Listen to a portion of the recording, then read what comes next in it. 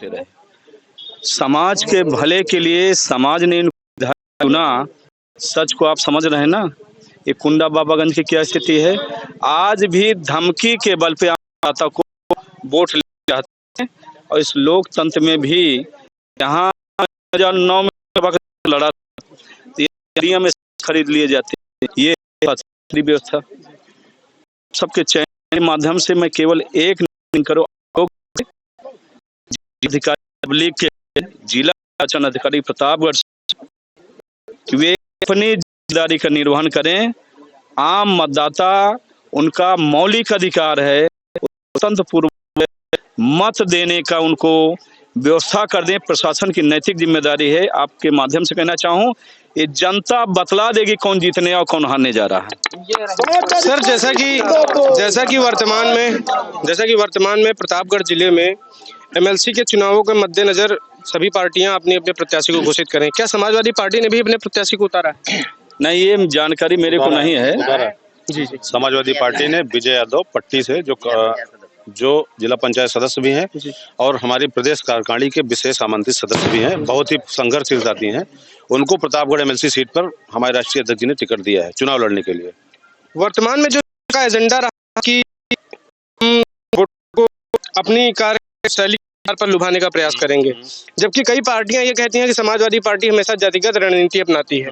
क्या जातिगत मामलों पर आपके क्या विचार है? अच्छा, आप एक चीज बताइए, जातिगत की अगर स्थिति उत्पन्न होती है, ये तो विरोधी पार्टियों का या विरोधी दलों की नीति है, रणनीति है, जो लोगों में भ्रम फैलाते हैं। हमारी पार्टी को अगर उठा करके देख लीजिए, संगठनात्मक अगर देखेंगे तो सभी दल, धर्म और सभी मजहब के लोगों का समावेश है। और यही नहीं, अगर सरकार भी थी, जब भी सरकार 12-17 के बीच में सरकार बनी थी, और सरकार जब बनी थी तब भी आप देख लीजिए, चाहे संगठन का हो या कि प्रदेश स्तर का हो या कैबिनेट स्तर का हो, जो भी सारी चीजें थी वो सभी जातियों में विभाजित थी। और जो सरकार के काम हुए हैं, 100 डायल 102 वगैरह वगैरह सैकड़ों काम, उन सारे कामों में किसी एक विशेष यादव जाति को लाभ मिला है क्या? किसी एक मुसलमान जाति का लाभ मिला है क्या? सर्व समाज का हित हुआ है और सर्व समाज इसी चीज को लेकर के चल रहा है। इसलिए यहाँ पर ये जो प्रोपेगेंडा है, ये मात्र विरोधी दलों का प्रोपेगेंडा है, इसमें कोई सच्चाई नहीं है। और आप मीडिया वाले तो बखूबी सारी चीजों को जानते हैं, गढ़ना आपका काम होता है। चले आगे। जैसा कि वर्तमान में ये कहा जाता रहा है कि समाजवादी पार्टी और जनसत्ता दल एक दूसरे के धुर विरोधी हैं, एक दूसरे के हमेशा विपरीत रहे हैं, विपरीत तरीके से प्रचार किए हैं। वर्तमान में जो भी एजेंडा, जो भी कार्य क्षेत्र में उनका अनुकरण किया जा रहा है क्षेत्र में मतदाताओं को अपनी ओर लुभाने का, तो ऐसा कहा जा रहा है कि कुछ सपा कार्यकर्ताओं के द्वारा सुना गया है कि जनसत्ता दल लोकतांत्रिक के राष्ट्रीय अध्यक्ष माननीय राजा भैया जी द्वारा बूथ कैप्चरिंग कराई जाती है। इस मामले पर आपके क्या विचार? ये जग जाहिर है जी, ये जग जाहिर है। और 1-2 बार की विधायकी के बाद बिना कैप्चर के विधायक नहीं बन पाते।